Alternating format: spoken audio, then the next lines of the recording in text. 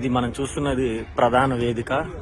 ఈ వేదిక పైనే సుమారు 175 మంది స్వామీజీలు అందరూ కూడా ఆసీనులై మనకి మన హైందవ శంకరావం శిబిరం యొక్క ముఖ్య విశిష్టతను, రాబో కాలంలో హిందువులు అనుసరించాల్సినటువంటి విధి విధానాలను మనకు నిర్దేశం చేస్తుంటారు.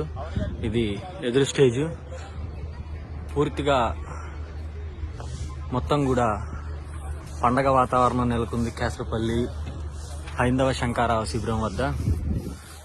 ఇక్కడ అలంకరణకు సంబంధించినటువంటి పని మొదలైంది. అదేవిధంగా స్టేజు తర్వాత గ్యాలరీలు కూడా పూర్తి స్థాయిలో కొనసాగుతున్న పనిని మనం చూస్తూ ఉన్నాం.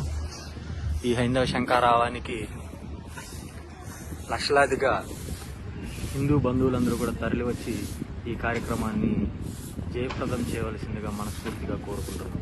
జై శ్రీరామ్.